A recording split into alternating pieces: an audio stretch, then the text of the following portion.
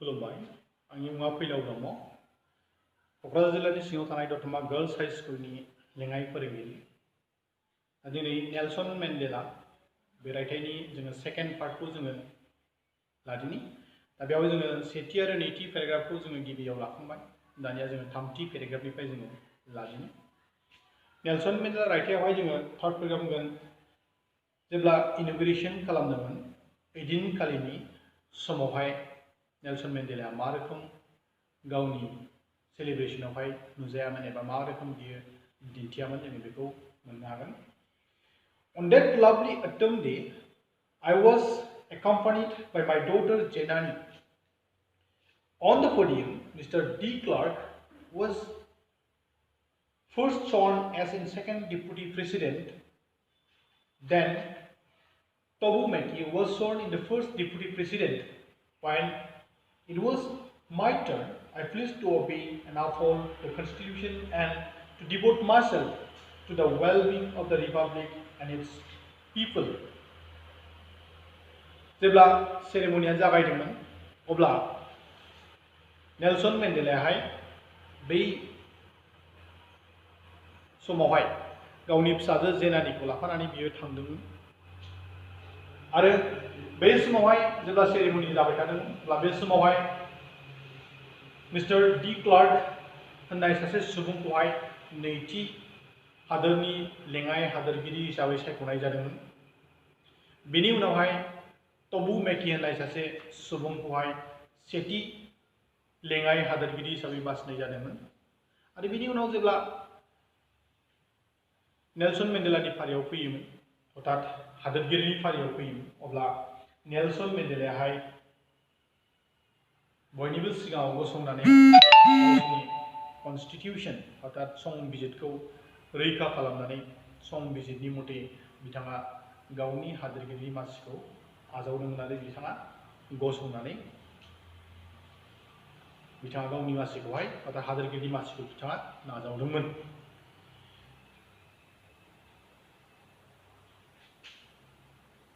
To the assembled guests and the watching world बै जमा जानाय सुबुंफोरनि गेजेराव आरो सारा बुहुमनि गेजेरावनो बिथाङा बुंदोंमोन मा बुंदोंमोन Today all of us do by our presence here confer glory and hope to new-born liberty out of the experience of an extraordinary human disaster that lasts too long must be born in a society of which all humanity will be proud. बिथाङा बुंदों जेमा जों बेयाव जेसेबां दङ जों जेसेबां बेयावहाय नुजाथिदों आं बे नुजाथिनायनि आंनि मा होनदों गोदान जेनाखि मोनथाय गोदान जेनाखि मोनफुंनो हानाय बेनि थाखाय आं नोंथांमोननो मा साबायखर जासियो एबा आं नोंथांमोननो आंनि गोसो गोरबोनि अननायखौ जासियो होननानै बिथाङा बाथ्राखौहाय बुंदों दा गोबाव सम जे एक्सट्राअर्डिनारि हिउमेन डिजास्टार सुबुंजों सुबुं बानायलायनाय एबा सोरजिलायनाय माखासे जेनाखि जोंनि गेजेराव दुखु खस्थ' होनांनाय माखासे अलखद बे अलखदा गोबाव सम थानायनि उनावहाय दिनै जों ओरैबायदि मोनसे अबस्थायाव फैबाय जे जों गासैबो समान गासैबो जों समानै थांनानै थानो हागोन गासैबो जोंहा मा जोंनि गेजेरावहाय जोङो नेवसिलायनाय गैयै दुखु खस्थ' होनांलाय गैयै जों गासैबो समान जों थांनानै थानो हागोन होननानै आरो बेखौ लानानै जोंनि गासैबो सुबुङानो मा प्राउड दुगा जानो हागोन होननानै नेल्सन मेन्डेलाया बाथ्राखौ बुंदों We who were outlaws not so long ago have today been given the rare privilege to be host to the nations of the world on our own soil. We thank all our distinguished international guests for having come to take position with the people of our country of what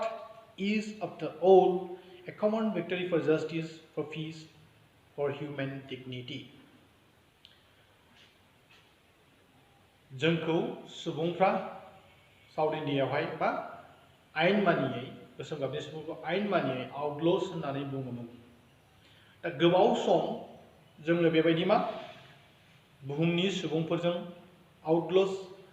आयेन मानियै सुबुंफोर होननानै जोङो बुंजादोंब्लाबो जों दिनै बुहुमनि सुबुंफोरनो ओरैबायदि देखायनो हाबाय जे जोंनि बे साउथ आफ्रिकानि हादोरावनो जोङो मा होनदों जों देरहासार जानानै जों बुहुमनि सुबुंफोरनो जोङो जोंनि जेनाखि थामोनथा जों बेखौहाय देखायनो हाबाय होननानै आरो जों बेयावनो खुंथायखौ खुंनो हाबाय होननानै बाथ्राखौहाय बियो बुंदों। दा बियो बुंदों बुहुमनि गुबुन गुबुन हादोरनिफ्राय फैनाय जेनाखि दैदेनगिरिफोर वर्ल्ड लिडार्स एन्ड गेस्ट आलासिफोर बिथांमोनखौ आं साबायखर जासियो दिनैहाय जोंनि हादोराव जोंनि सुबुंफोरजों अर्थात साउथ आफ्रिकानि हादोराव साउथ आफ्रिकानि सुबुंफोरजों जोंनि बे देरहासारनायाव बाहागो लाफैनायनि थाखाय जोङो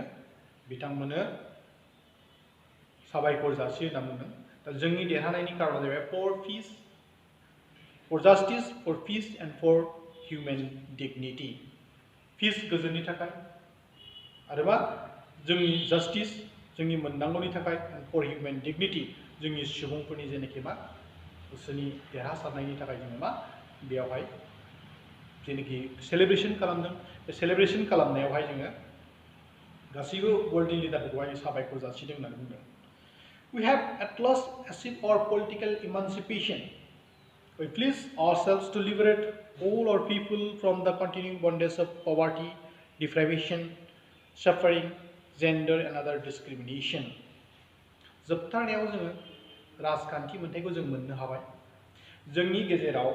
जेनाखि पभार्टी अर्थात गोरिब दुखिया डिप्राइवेशन नेवसिजानाय साफारिं खस्थ' मोनबोनाय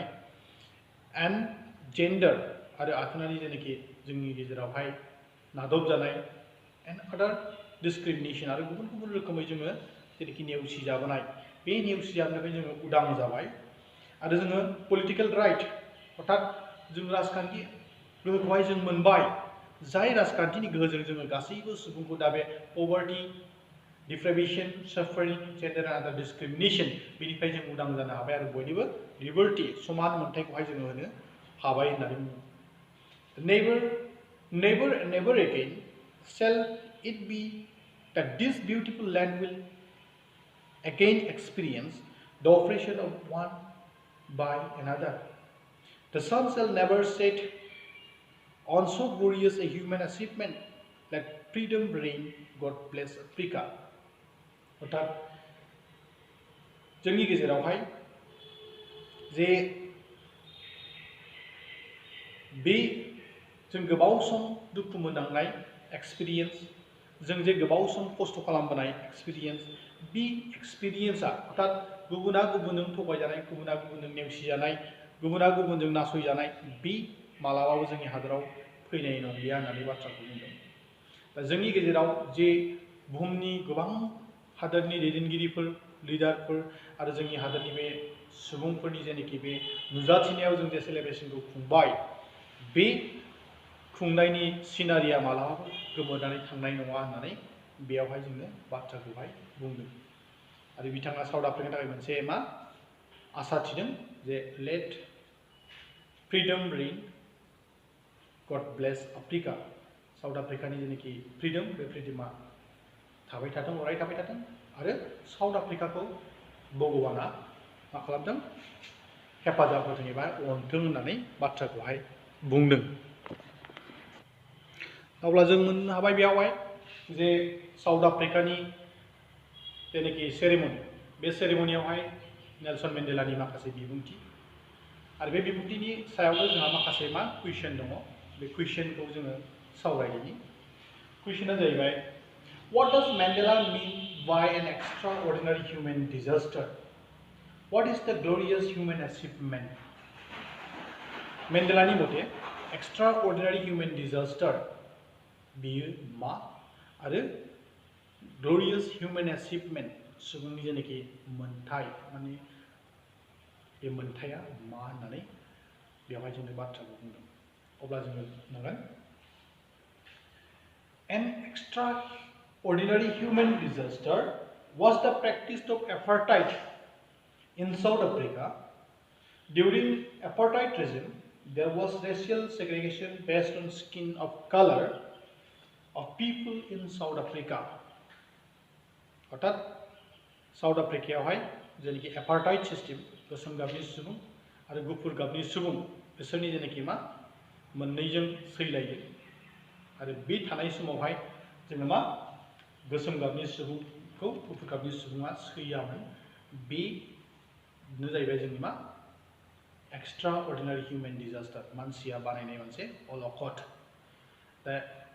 ग्लोरियस हिउमेन एचिभमेन्ट मानि मा The end of apartheid regime and the beginning of a more tolerant society was the glorious human achievement.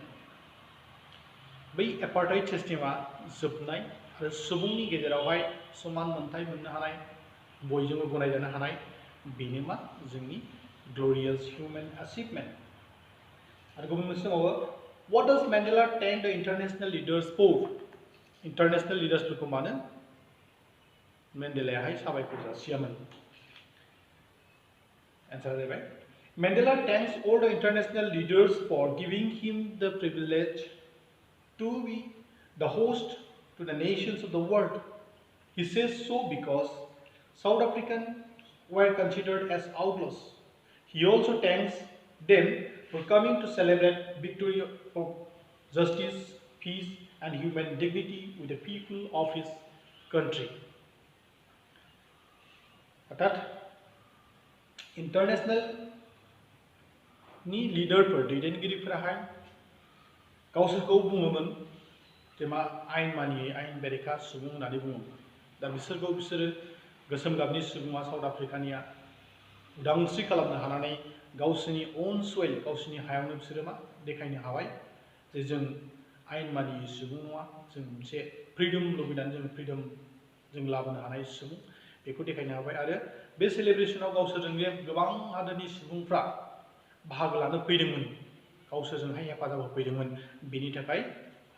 Nelson मेंडेलाया बै हादोरनि सुबुंफोरखौ मा खालामदोंमोन थेंक्स होदोंमोन एबा साबायखर जासिदोंमोन दा मोनसे दंबावो what ideas does he set out for the future of south Africa south आफ्रिकानि फ्यूचर साउथ आफ्रिकानि इयुननि थाखाय नेल्सन मेंडेलाया उदांस्रिनि उनावहाय मा आइडियास मा साननायफोर बियो बाथ्रा बुङामोन होननानै बेवहाय जों बाथ्रा बुंदों दा Mandela had high hopes for the future of South Africa. He pleased to liberate all South Africans from the continuing bondage of poverty, deprivation, suffering, gender and other discrimination. He also stressed that a beautiful land of South Africa would never ever experience racial discrimination again. अर्थात south आफ्रिकानि इयुननि थाखाय मेंडेलानावहाय गोबां आसाफोर दङमोन जाय south आफ्रिकायाव गोसोम गाबनि सुबुंफोरनि जेनाखि पभार्टी अर्थात गोरिब गुन्द्रा जानानै थानांनाय डिप्राइभेशन नेवसिजानाय साफारिंस खस्थ' मोननांनाय देन जेन्डार आथोनारि जेनाखि डिसक्रिमिनेशन एन्ड आदार बे डिसक्रिमिनेशनखौ होखारनानै उदां खालामनो हानायनि मोनसे आसाया दङमोन बेहाय आरो मा बे हादरावहाय बियो बेखौ होस्रांनो हाबाय आरो इयुनाव आरो बेबायदि जाथाया माब्लाबाबो जानाय नङा होननानै नेल्सन मेंडेलायाहाय बुहुमनि दैदेनगिरिफोरनि गेजेराव आरो गावसोरनि हादोरनि गोबां सुबुंफोरनि गेजेरावहाय बे बाथ्राखौहाय बुंथिनानै होदोंमोन अब्ला एसेनोसै जोङो आरो नेक्स्ट पार्टखौहाय जोङो नेक्स्ट क्लासावहाय जोङो आवगायदिनि दिनै एसेयावनोसै